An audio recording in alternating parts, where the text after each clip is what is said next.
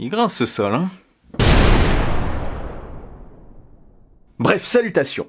Apple a présenté récemment ses nouveaux iPhone 11, 11 Pro et 11 Pro Max. J'ai déjà publié mon test de l'iPhone 11, un smartphone quand même très équilibré, hein. Je vous invite à aller voir d'ailleurs la vidéo si ce n'est pas encore fait, je la mets dans la description. Et j'ai aussi fait quelques comparatifs que je vous invite à aller voir. Aujourd'hui, place à l'iPhone 11 Pro et à l'iPhone 11 Pro Max.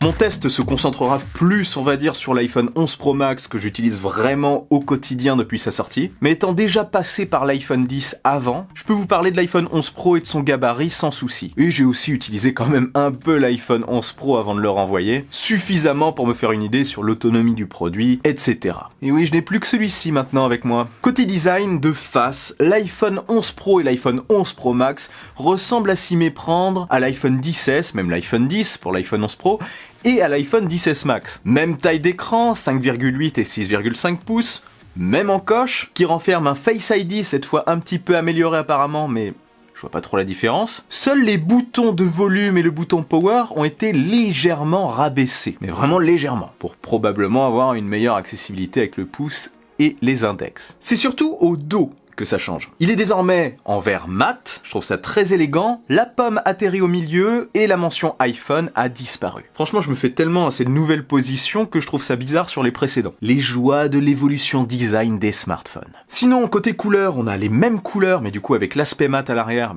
le rendu n'est pas spécialement le même. Donc on a toujours de l'argent, du gris sidéral et de l'or, mais aussi un modèle vert nuit. Bon, ce modèle vert nuit, il est assez clivant, hein. Il plaît ou il ne plaît pas. Personnellement, je suis pas hyper fan. J'ai pris pour moi le modèle gris sidéral que j'apprécie particulièrement. C'est mon préféré. Après, c'est totalement subjectif. Vous devez aimer le modèle gris sidéral, c'est celui-là le meilleur. Je vais pas dire ça quand même. En plus, maintenant, il a un dos mat et c'est quand même plutôt joli. Ce qui change aussi au dos, forcément, c'est l'arrivée de ce fameux triple capteur photo en triangle qui a fait couler beaucoup d'encre et franchement, je trouve qu'on s'y fait vraiment. Après, encore une fois, c'est subjectif, mais moi, je m'y suis fait. Plus que des plaques chauffantes comme on l'a beaucoup partagé sur les réseaux sociaux, moi, ça me fait penser aux anciennes caméras avec 3 objectifs. Je sais pas si vous voyez. Je vous mets une petite photo pour vous en rendre compte. Je pense que c'est possiblement ça la source d'inspiration d'origine d'Apple. Bah oui, forcément, c'est pas les plaques chauffantes. Tiens, Tim Cook, comme tu fais la cuisine, on a qu'à mettre des plaques chauffantes. On a déjà fait une râpe à fromage. Parfait, mec. C'est exactement la voix de Tim Cook. Donc on a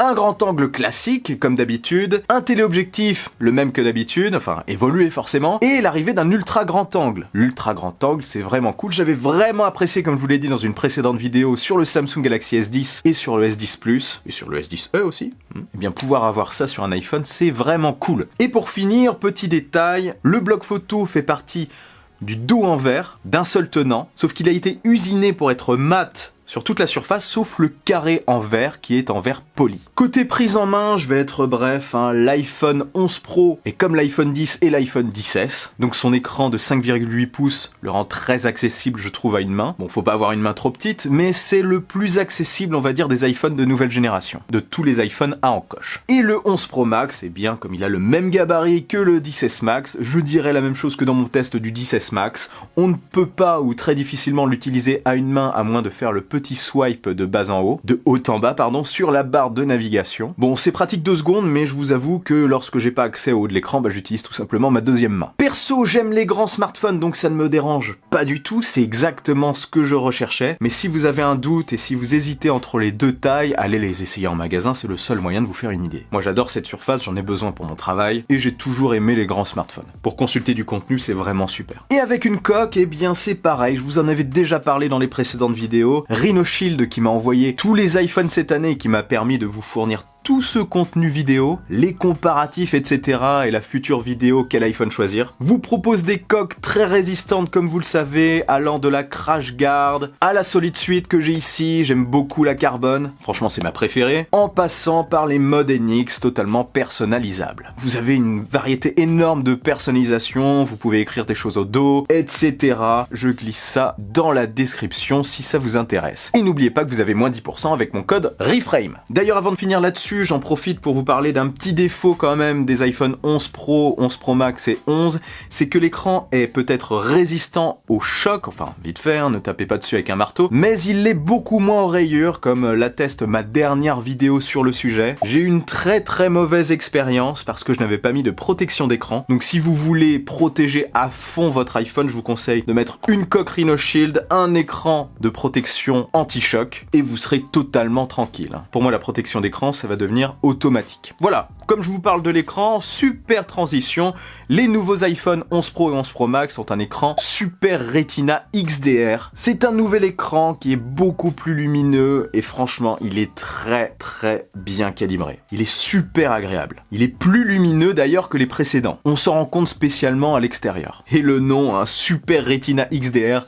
franchement c'est super long. Le prochain, il va s'appeler comment? Le Super Retina 4K XDR Max Plus? Pourquoi pas? Quoi qu'il en soit, cet écran est d'une qualité assez irréprochable. Bon, j'aurais aimé qu'ils augmentent un petit peu le taux de rafraîchissement et qu'on passe peut-être à du 90 Hz, comme ça commence à se faire sur quelques smartphones concurrents, mais bon, ce sera probablement pour l'année prochaine. En tout cas, l'écran est très agréable. Côté navigation, non, je vous parle pas de navigation en pleine mer avec un bateau à voile, pas du tout, tu ne me suis pas. Reconcentre-toi. iOS 13 est toujours aussi agréable. La navigation par geste répond parfaitement. C'est super intuitif. On perd le 3D Touch au profit de l'Haptic Touch. Ça demande une petite période d'adaptation, mais au final, moi je trouve, enfin, encore une fois totalement personnel, qu'on voit pas trop la différence. Bon, c'est peut-être quand même un petit peu moins efficace. Ça sera peut-être amélioré par d'autres mises à jour, je l'espère. Mais bon, franchement, c'est vraiment un détail, ça ne me gêne pas énormément. Sinon, j'aime beaucoup le mode sombre, je n'utilise d'ailleurs que le mode sombre, et en plus ça fait gagner de l'autonomie. C'est un bel ajout. Côté fluidité, avec son puissant processeur A13, encore une fois, il n'y a rien à redire. On voit même la différence avec l'iPhone 10, peut-être beaucoup moins avec le 10S et le 10S Max. Les jeux aussi tournent à merveille, autant sur Apple Arcade que sur les jeux hors Apple Arcade. En ce moment, je m'éclate pas mal sur Call of Duty, quand j'ai le temps. Call of Duty? J'ai eu l'occasion de jouer plusieurs fois avec mon cher confrère Brandon le Proctor, et je dois vous avouer franchement que je suis bien meilleur que lui. Y a pas photo. Non, ça vise pas du tout à provoquer Brandon. Absolument pas. Passons.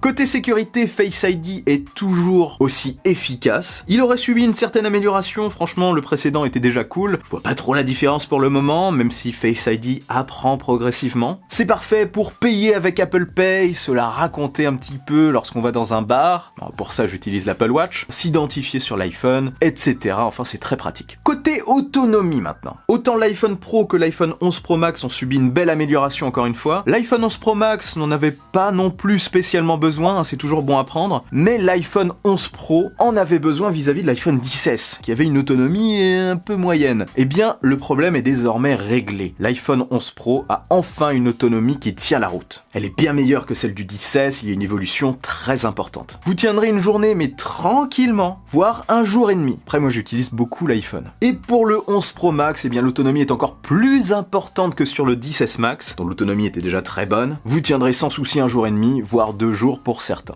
Ils n'ont pas déconné cette année. Le chargeur rapide est désormais fourni dans la boîte.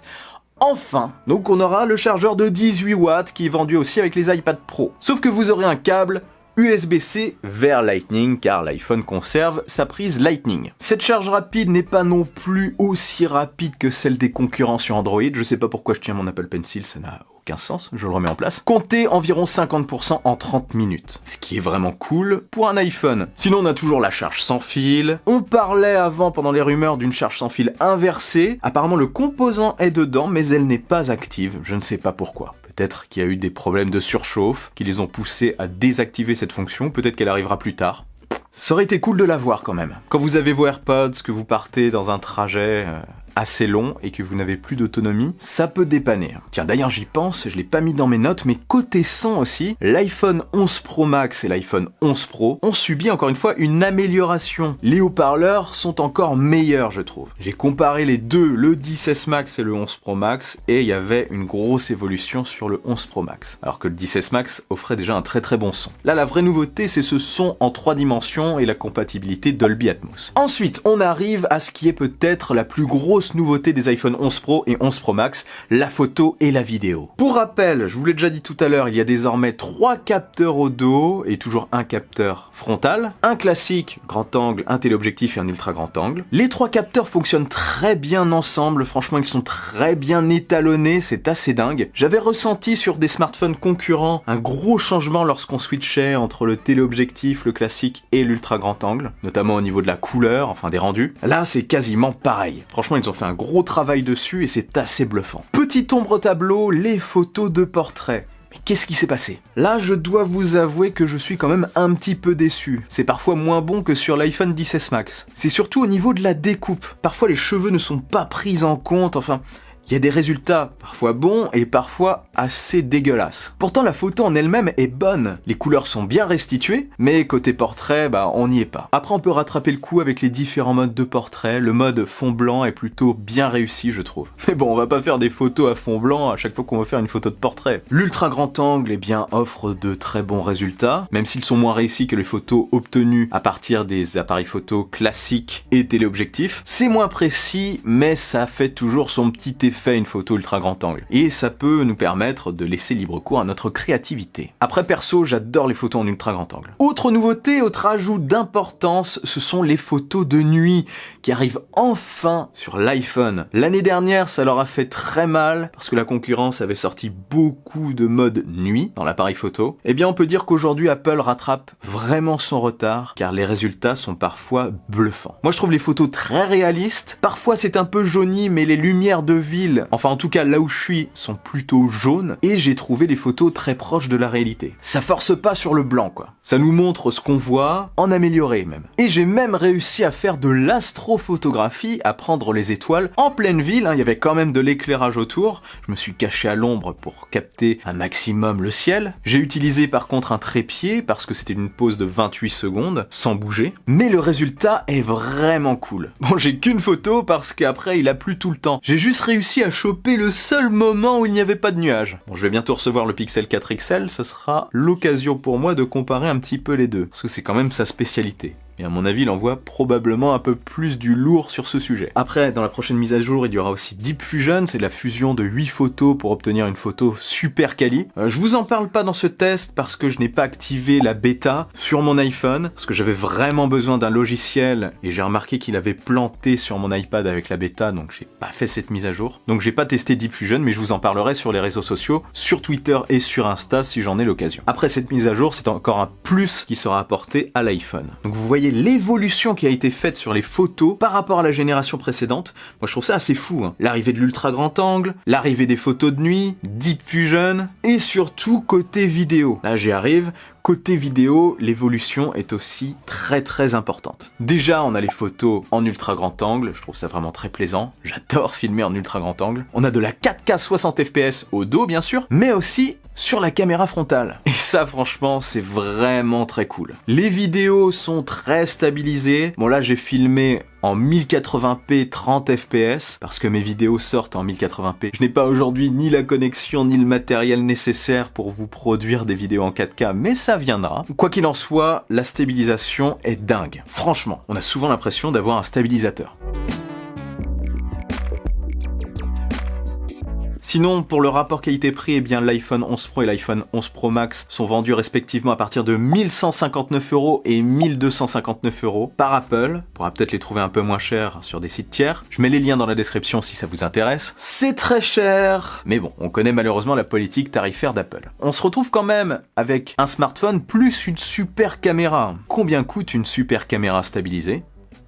Ici, vous avez un bon modèle de poche très polyvalent. Et la meilleure caméra n'est pas celle qu'on a toujours avec soi, pour pouvoir shooter des choses à n'importe quel moment. En bref, les iPhone 11 Pro et 11 Pro Max ont certes quelques petits défauts, ils sont fragiles, comme tous les smartphones haut de gamme, il vaut mieux les protéger. Leur tarif est peut-être très, voire trop élevé, comme pour tous les iPhones à leur sortie. Et par contre, les photos de portrait ne sont pas incroyables, J'attends une mise à jour pour ça. Je croise les doigts. J'espère qu'ils n'ont pas fourbement réussi réduit la qualité des photos de portrait pour mettre en avant sur l'iPhone 12 de l'année prochaine leur capteur Time of Flight, leur capteur TOF, pour de meilleures photos de portrait et pour la réalité augmentée. Bon, je rentre peut-être un petit peu dans le complot là. Bref, malgré ces petits défauts, l'iPhone 11 Pro et l'iPhone 11 Pro Max sont des iPhones encore une fois peaufinés, améliorés. Ils ont réglé les plus gros soucis des iPhones précédents. Et franchement, ce sont des iPhones presque parfaits. Comme beaucoup de smartphones très haut de gamme maintenant. C'est difficile aujourd'hui de conseiller une marque en particulier. Tous les constructeurs sont arrivés à des niveaux très importants, je trouve. Bref, c'est le meilleur iPhone, comme tous les ans en fait. Petit mot avant de finir sur la 5G. L'iPhone 11 Pro et 11 Pro Max n'ont pas la 5G, comme beaucoup de smartphones. Les marques concurrentes sortent des smartphones très haut de gamme avec la 5G. Est-ce que c'est un problème? Le réseau en France n'est pas aujourd'hui du tout développé. Je ne sais pas combien d'années ça va mettre à se développer totalement et à couvrir le territoire. Si c'est quelque chose qui vous effraie énormément, vous pouvez attendre l'iPhone 12 qui apportera de grosses nouveautés l'année prochaine. Allez voir ma vidéo sur le cycle de 3 ans pour vous en convaincre. Donc est-ce qu'il faut attendre le prochain iPhone? Si vous avez un iPhone 10, un iPhone 10S ou 10S Max, voire un 10R, franchement oui, vous pouvez attendre le prochain. Vous pouvez aussi très bien attendre l'iPhone 13, l'iPhone 14, l'iPhone 15, voire l'iPhone 28. Je vous promets qu'ils seront meilleurs. Si vous avez envie de vous faire plaisir et de changer, les iPhone 11 Pro et 11 Pro Max sont d'excellents choix. Si vous avez des iPhones inférieurs à l'iPhone 10, passez de l'iPhone 7 qui était un smartphone de fin de cycle à l'iPhone 11 Pro qui est aussi un smartphone de fin de cycle, ça peut être cool.